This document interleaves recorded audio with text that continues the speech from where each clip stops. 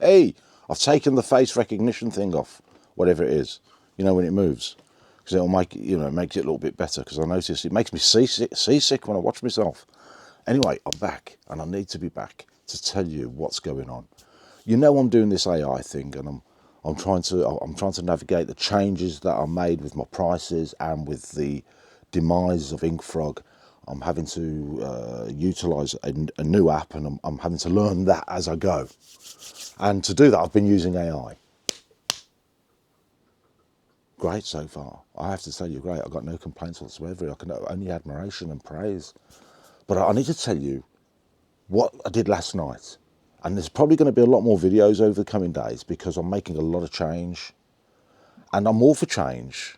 The problem is, with my experience, is that I know what I want, but I rarely knew how to get it. And so I've been the type of person who can't sit down and read loads and loads of pages. I normally dive in and try and figure it out myself, but sometimes I mess things up and I end up living with the legacy. So from experience, I know not to do it. And so I haven't made the change. So I'm a frustrated change idiot. I want change and I can't deliver it. But with AI, it's giving me the confidence to explore things, and so I'm randomly throwing things out and checking out hunches and desires and needs or wants that I've had in the past, and I'm reviewing them with AI, and I'm getting back all these positives. And one of the things that I need to do was to review my pricing on my Shopify store. I made the changes of prices on eBay. You know what I did there? I put the prices up by 50p pound, £1.50 erroneously, and I'm now living with the problems there that's created. I'm hoping at some point I'll be able to back out of some of those and rebalance the prices, but I'm not too worried about it, because I've got far more pressing problems on the horizon, like when Inkfrog goes. And all this change is forcing me to pursue what I've always been arguing for, which is I need to develop Shopify. Shopify needs to be my bread and butter. I need it to be competing with eBay in sales revenue. If I end up achieving the same sales on Shopify as I do on eBay, I'll make good profit. I'll make a good living. And the future, for me, ultimately is Shopify, because you don't pay any fees. And there's so many tools that I can use. I see it as eBay unconstrained. You know what I mean? Do what you like. It's your brand. It's your business. Your customers. You can do what you like. And so it seems to be, it is the obvious thing to pursue. So a couple of things, immediate things that I needed to do before I start doing any listings, I thought, was I need to review the Shopify pricing. And I had a couple of ideas. So I discussed a few, I scoped out the opportunities and what the issues and risks might be. And it kind of came back with some arguments and suggestions. And I thought, okay, yeah, it sounds about right. I wanted to find out what my sweet spots were, where where I was losing money on a sale. If somebody spent £2, for instance, do I break even or do I lose money? If they spent £5 or £10 or £20 or £30, where do I make my money? Do you know what I mean? And he came back with some ideas, and okay, I'll park them. I'll come back to it. Last night, I came back to it. But in the meantime, the night before, I sat down and watched a couple of videos on how to interact or engage with with AI, with Gemini in particular. And, the key word that keeps coming up that I was sort of tuning into over the last 12 months is the word prompt. So I wanted something about prompts, and I got a 15-minute video. And there's a woman basically explaining that you have to give it the prompts, and that there's a 3-layer strategy that she used. Layer 1 and layer 2 I remembered, layer 3 I forgot, but I just did what I thought was what I wanted to do. If you engage with AI and just give it sort of emotional text, like free format text as if you were speaking, then that's how it's going to respond back to you, in principle. And don't get me wrong, I'm no AI expert. I just had one experience last night using prompts, and I told it, to act. Maybe I shouldn't have done it this way, but I did. As a project manager, business analyst, and SEO specialist. for the particular task that I was going to focus on. I didn't really need the SEO. Really didn't need it. Just gave it the project manager and the business analyst. And then I gave it a context layer, scoped out what we're looking at, what the project scope was, which was to basically review, decide and implement changes to my shipping terms and conditions and prices and so on. And then I gave it all the other facts. Well, it had all the other kind of facts that it drew on from previous conversations. There's a way of actually providing it to it, And it came back with this plan, and I systematically went through it, made a couple of assumptions, I corrected them, it reviewed the plan, and it gave me a side-by-side comparison of what would actually happen if I moved shipping profiles up and down, that kind of thing. So I made all these changes and settled on something which I thought was right. And I thought, okay, now give me a project plan to implement these changes. And it took me through places where I'd been before. I knew how to do it because I'd set them up originally, but you kind of forget. But it gives you the direct steps to go, and you follow them through, and you find yourself exactly where you need to be. And the proposal it gave me was slightly different to what I wanted to do, but and its steps to actually implement the changes was slightly different to the way I wanted to do it. So I did what I wanted from there on, but I put in this new pricing pitch, and I removed a layer and introduced or split one other layer. I'll give you an example of what I mean.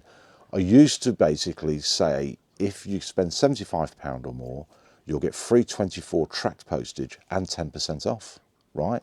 So what it suggested is that I split that out and give them free 24 tracked services at £50, and then give them 10% off at 75. So it was there's like a ladder, like a funnel, to try and encourage people to spend more, So the old one used to be something like £3.49 up to 10 quid. From 10 quid to 25 quid, it was £2.99. From 25 quid to 35 quid, it was £2.49. And then from £35 to £75, it was free postage. The new one was, and it is, up to £12, £3.99. From £12 to £34.99, £3.49, that's a second layer. From £35 to £50, that's a free postage, £3.48. They get free postage, 48 tracks. And then from £50 to £75, free 24 tracks, an upgrade. And then from £75 upwards, free 24 plus 10% off, right? And I asked it to compare it against 2 or 3 big competitors who I kind of admire and benchmark myself against. I figure they're bigger than me, they're obviously more profitable, they know what they're doing. So I kind of not copy them, but try to just improve on what they're offering, but be close. Came back, did a side-by-side comparison, all my scenarios, blew them out the water, and where none of them offer a 10% off if you spend a certain amount of money. They have other initiatives, if you know what I mean, like shopping clubs and things like that. But one of the companies I asked it to include in the benchmarking came back to me and said it's gone bankrupt. I thought, hey, thank you, all the best. It just means that those customers that used to buy from them are being shared out amongst others. They'll migrate to somebody else, but it's a shame to see somebody go. I don't celebrate somebody falling, but it's because it's a sign of the economy. But anyway, that was just something I didn't know. It found out for me. So then we implemented and made all the changes, but along the way, it got me to go behind the scenes again, and it got me to actually use pages I've never used before. Now I use what they call simple. It's a theme one, but Shopify also offers theme 2.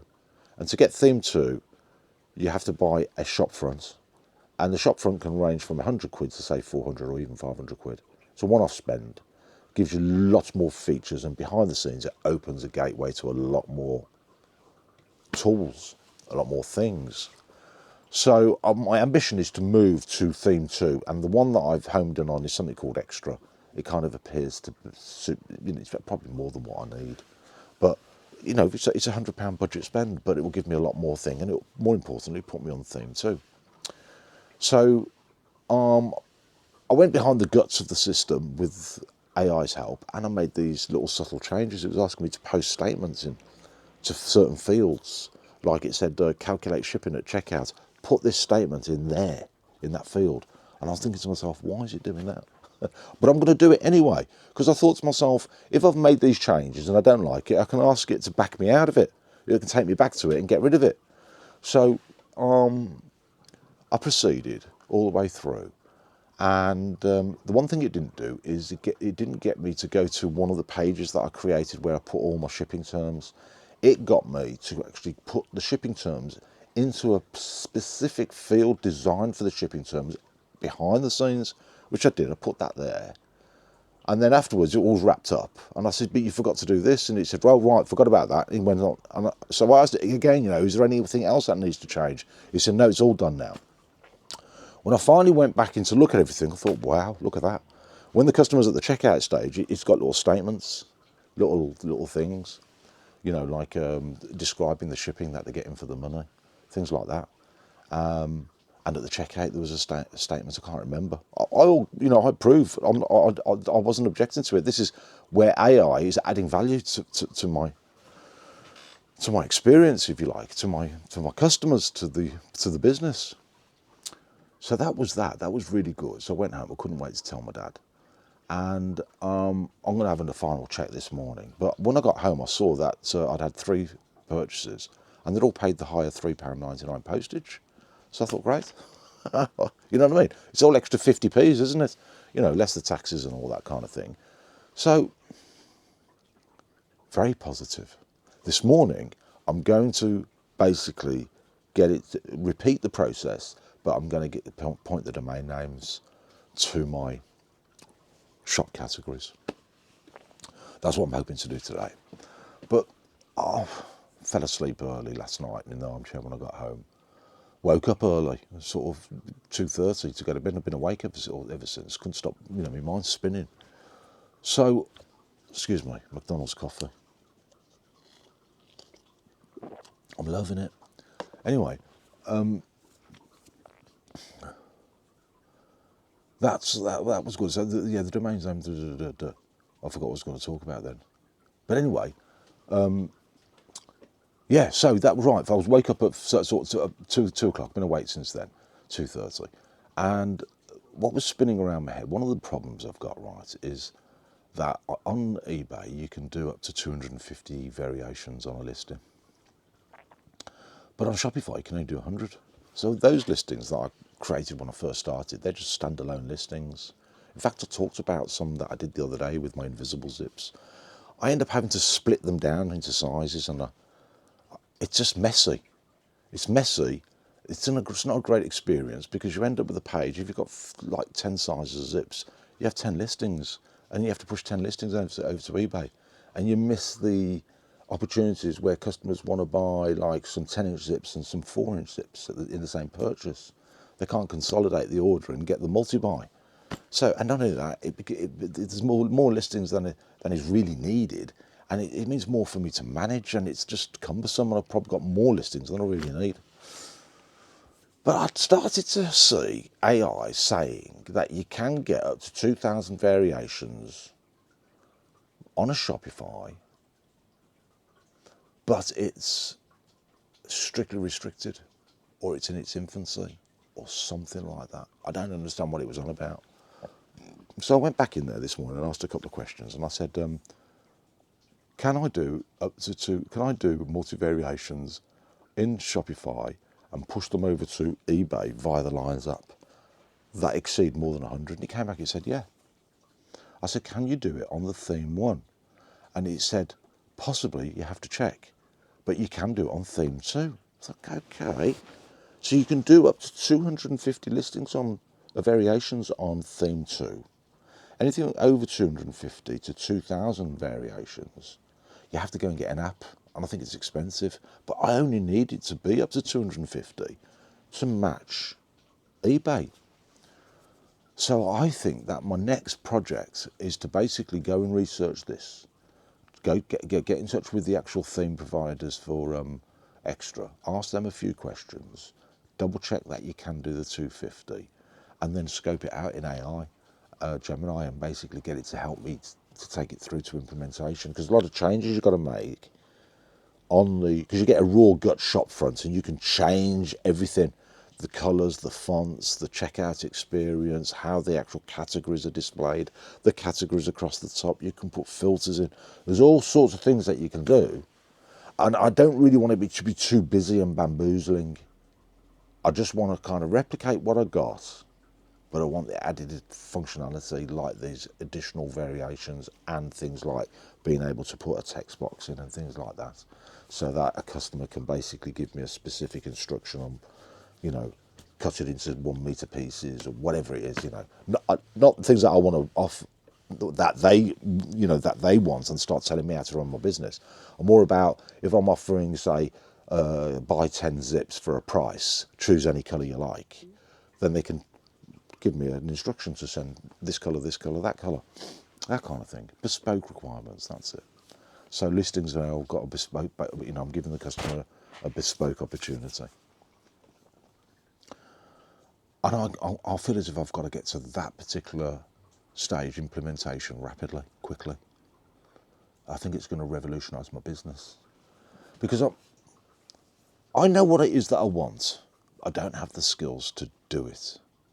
And yet, I'm the type of person to not worry about that. I'm more like, get in there, roll your sleeves up, throw yourself into the shit, and then come up smelling of roses. You know what I mean? Holding a bunch of roses. I found the prize. The problem is, with my style of approach, my loose cannon mentality, is that I ruin things along the way, only to reinvent it and make it fresh. But it's a lot of pain, not just for me, but for others. So I'm just delighted that I've got this AI to help me structure my thoughts and my approach. You know what I mean? So it's a blessing, and the thing that's triggered all this off is Inkfrog closing down. Because I got settled into a nice little routine with Inkfrog. Inkfrog was a good little tool. What I just didn't realise is that they hadn't been developing it for 2 years. That they'd probably had plans to exit the market. And I'm sitting there like a blooming lemon, basically just using an old tool, creating errors behind the scenes along the way. Everybody else, all the other platforms are moving forward apart from Inkfrog. So I've got a lot of legacy problems, but it gives me a chance to basically start all over again. Because if I start creating listings with multi-variations, I can consolidate my listings and manage my inventory better, avoid overselling, have better customer experience, have less frustrating experience this side. Because, even yesterday, on a listing that I've got to go back and do, somebody bought 4 zips and I only had 3 in stock. You know what I mean? And I've had to, it's delayed the dispatch because I've ordered them from my supplier. Hopefully they'll come today, or they'll pick them today and send them today, and I'll get them tomorrow. But the customer's already, 2-3 days late. So I want to get away. I've got to get away from all that. Can't move forward, you see, unless I do sort all that kind of stuff out. But I'm optimistic because I think AI is going to help me achieve it. What about you? Are you using AI in your business? Do you have a Shopify store that you're looking to set up, or are you in the middle of, developing it? If you are, I'd strongly advocate checking out AI, but don't take it all 100%. If there's some things that you don't like, challenge it, give it some new information or shape it. You'll see if it's making statements that are not correct, because it doesn't fit right. But I'll give you an example. Learn the prompts, because I'll give you what I know about project management is this. A project manager is usually given a brief in the form of a business case, and from that business case, the business case is produced and written by a sponsor, somebody that wants the change, usually the owner of a business. It will write out what it wants, it'll scope it out. It might be to generate extra revenue, achieve profitability, cut costs, hire new people, whatever it is, it will give you in a business case, and then the project manager will go off and it will research the He'll conduct an impact analysis, a risk analysis, a cost analysis, labour requirements, all that kind of thing to implement it. And it will do it with the assistance, usually of a business analyst, who will go and do all the raw, dirty work and bring it all the information back. And the project manager's job is to basically bring it all together and produce a decision matrix, a set of choices that the business sponsor has to make. So the project manager won't make decisions on behalf of the business sponsor. It will give him the choices and the sponsor will decide. And that's what I gave it instructions to behave like a project manager. So for instance, at the end of the situation, I said, can you bring it all together and give me a review on what your findings are around a final statement to the customers? Shall I craft a soft message and send it to my customers, letting them know that my prices have changed? The business analyst came back and gave a case to do it. He listed 3 reasons, can't remember what they were. But the project manager argued against it. Its main argument was it might generate more negativity and questions than is necessary, right? Better that they discovered these price changes and filled them at the time, because a portion of the people out there don't even know, they will never look, they only discover the cost of the postage at the end of the experience anyway, especially new arrivals, new people coming into the shop.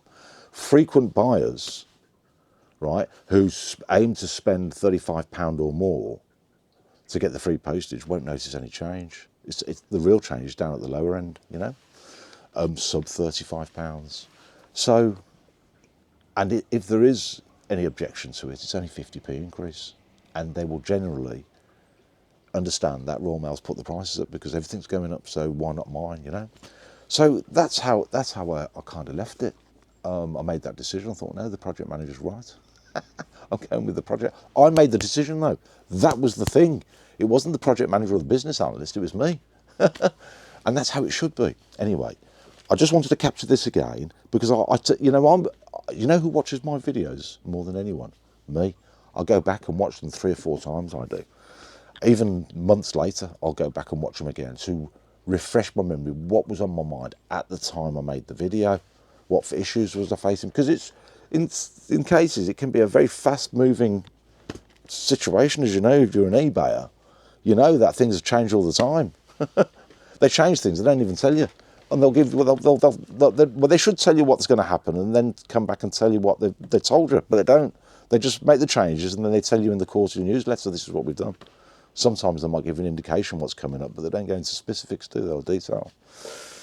Anyway, ladies and gentlemen, thank you very much. I'll come back to you and let you know how I got on with the domains, because that's going to be interesting. Winner, winner, chicken dinner. Share, like, subscribe. Check you later. Bye.